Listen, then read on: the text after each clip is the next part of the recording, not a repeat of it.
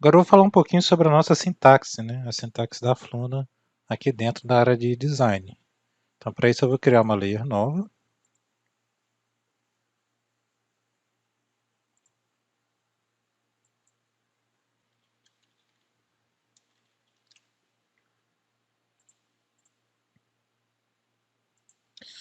E aqui a gente já tem aqui a minha layer que eu acabei de criar. Na parte da esquerda é onde a gente vai colocar o nosso HTML. E na parte da direita é onde a gente vai configurar o uso das nossas peças, né? Que eu comentei no vídeo anterior. A primeira coisa que eu vou fazer aqui vai ser exibir essa layer que eu acabei de criar aqui dentro da própria plataforma. Então, está aqui a layer que eu acabei de criar. Agora eu vou mostrar um pouquinho do que a gente consegue fazer aqui dentro da layer utilizando a sintaxe Fluna. A primeira coisa que a gente pode fazer aqui é criar uma variável. Para isso a gente vai colocar aqui no painel da direita, numa nova linha, a gente vai colocar entre aspas o nome da variável, vou chamar de username, e vou atribuir um valor para ela. E aqui no HTML, para utilizar essa variável, eu posso colocar uma tag HTML comum.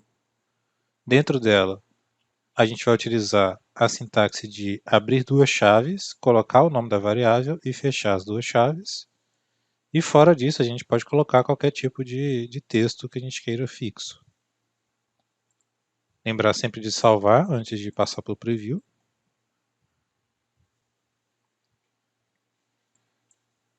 E aqui a gente já tem o valor da nossa variável aqui no HTML. Agora eu vou criar um botão.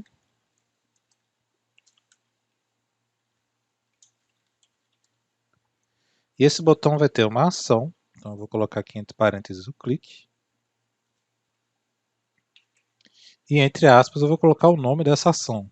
Aqui internamente a gente chama essa ação de event, que é o nosso evento dentro da nossa layer.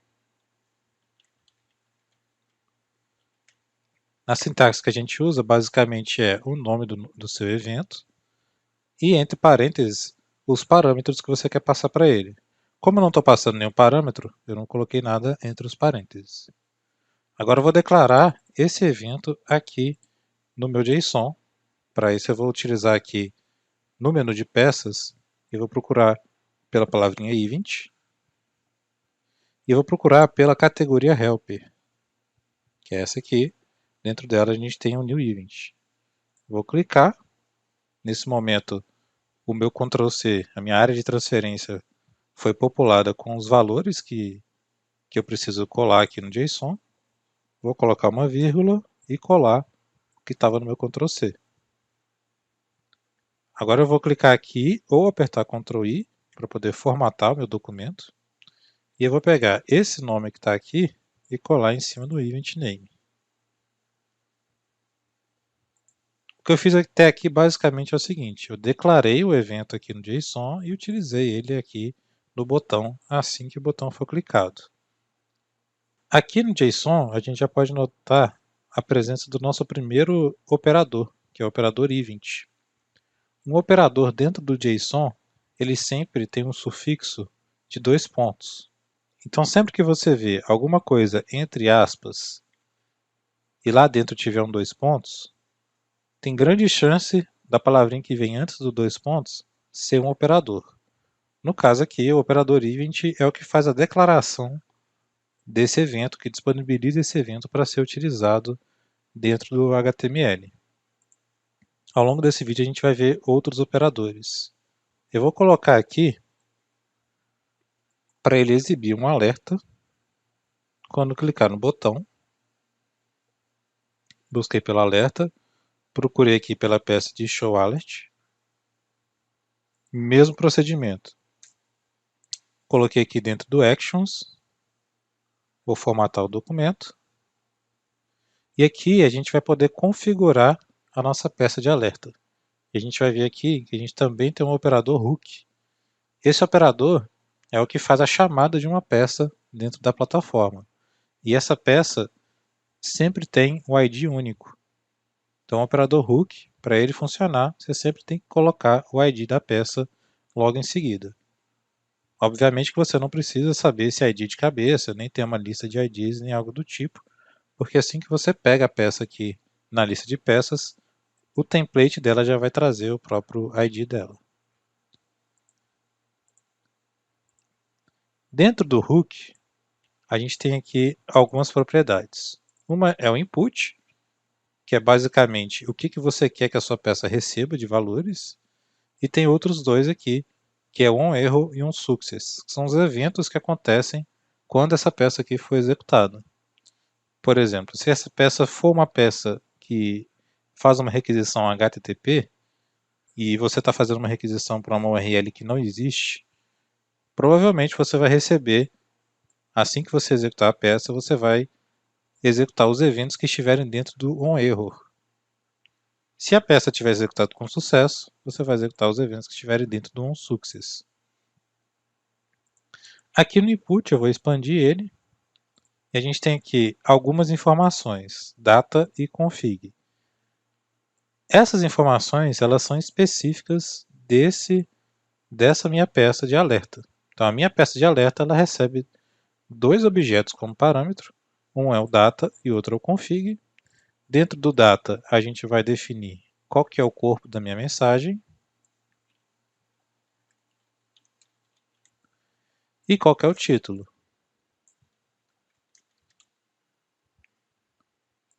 Fora do objeto data e entrando no objeto config, a gente tem um atributo aqui que é o type, que ele basicamente vai definir a cor do meu alerta, se eu quero um alerta vermelho ou um alerta verde. O 0 é para verde e o 1 é para vermelho. Então, eu vou colocar ele verde, vou salvar e vou fazer o teste, clicando aqui no preview e depois clicando no botão. Aqui está minha mensagem verde. Se eu vier aqui e trocar para 1,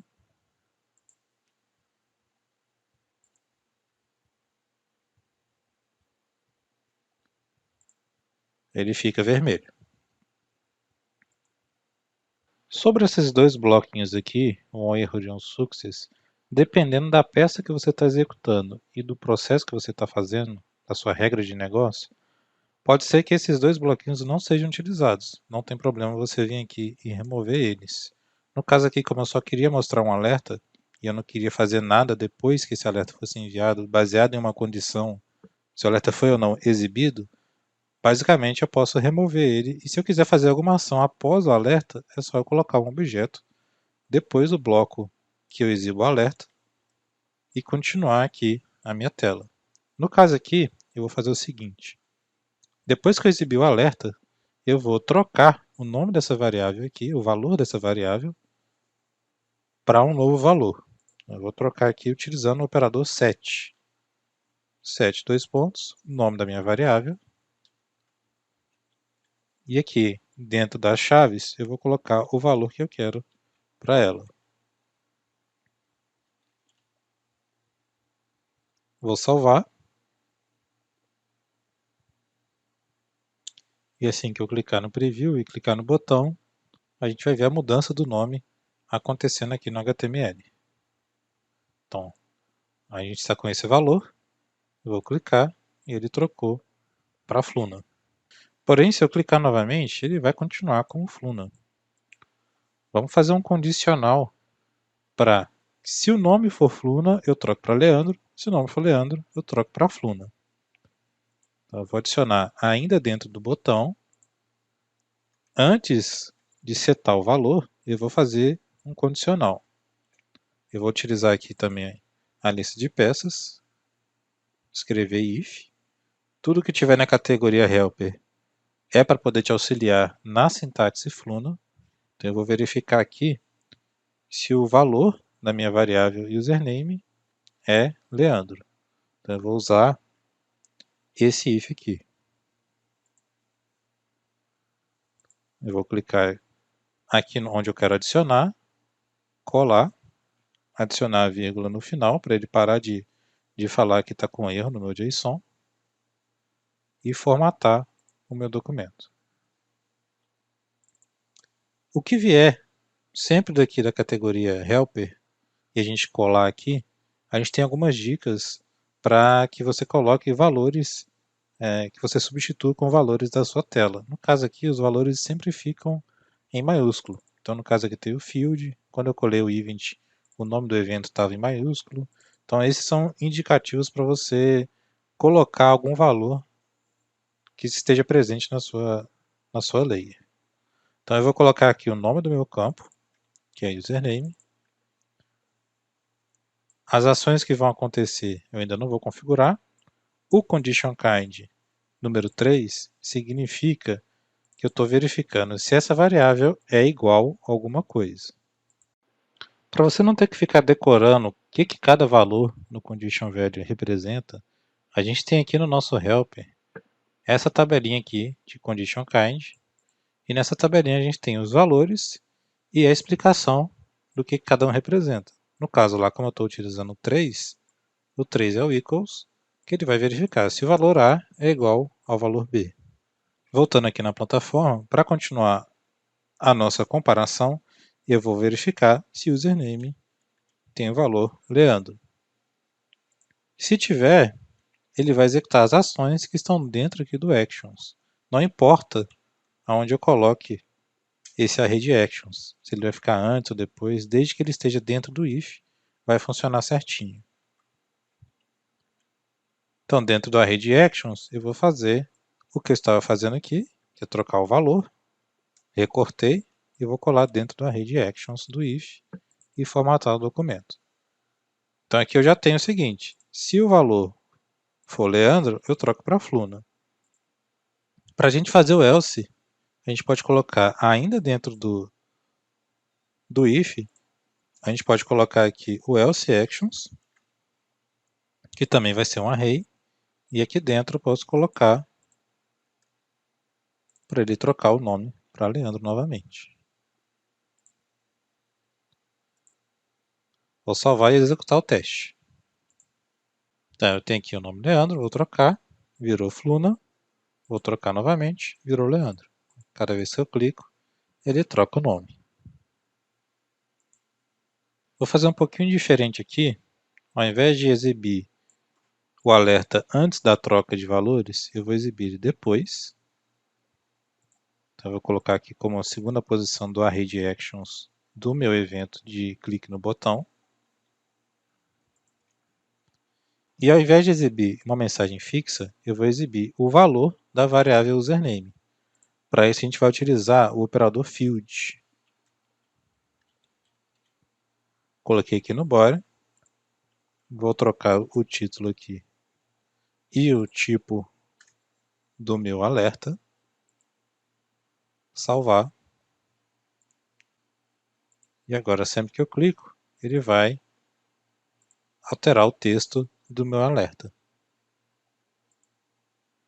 No caso da peça de alerta, nenhuma dessas variáveis aqui é obrigatória. Eu posso vir aqui tirar o título e a gente pode compor o texto que a gente vai escrever aqui com o nome do usuário. Só que é diferente do que a gente faz aqui no HTML. Eu não posso simplesmente vir aqui e colocar dessa forma ou de alguma outra forma parecida com isso. Eu preciso fazer o seguinte, eu tenho que criar uma nova variável que vai ter, além desse nome aqui, ele vai ter a palavrinha hello antes dele. Então, para fazer isso, eu vou colocar, depois do if, antes de exibir o alerta, vou colocar um novo bloco e vou adicionar aqui um set. Vou chamar essa variável de body message. E aqui eu vou adicionar um valor fixo de hello. E logo em seguida, eu vou novamente setar essa mensagem, só que eu não vou utilizar mais o velho, eu vou utilizar o orange field. O orange field é para você usar um valor de referência dentro do seu JSON, você se referenciar para algum outro campo que você tenha na sua tela. Então o que eu vou fazer aqui basicamente vai ser colocar o nome do campo que eu quero, que vai ser o próprio body message, e eu vou utilizar o operador pipe para poder concatenar o valor do hello com o valor do username. Para isso a gente vai utilizar o operador concat. Lembrando que o operador sempre tem um sufixo de 2 pontos. E eu vou colocar o nome do meu campo aqui depois do operador concat. E a mensagem que antes eu exibia o valor do username, eu vou exibir o body message. Vou salvar. E assim que eu clico, ele aparece Hello Fluna, Hello Leandro. Só que ele não tem um espaço aqui entre o nome. Então eu vou adicionar esse espaço aqui no próprio Hello. E agora sim, ele fica visivelmente atrativo. Para a gente poder entender melhor o que foi feito aqui, basicamente foi o seguinte. Eu criei uma variável, então se fosse num JavaScript, seria como se eu tivesse escrito var body message recebe hello. Então eu criei essa variável e aqui embaixo eu fiz essa operação aqui. Body message recebe body message mais username, contando que username é uma outra variável. Basicamente é isso que essa sintaxe faz. E essa novidade aqui, desse símbolo aqui do pipe, ele basicamente serve para você, dentro de uma única operação, você fazer novas operações. Então, eu tinha o valor de body message, e além desse valor que eu quero atribuir para a variável body message, eu também quero atribuir o valor do username.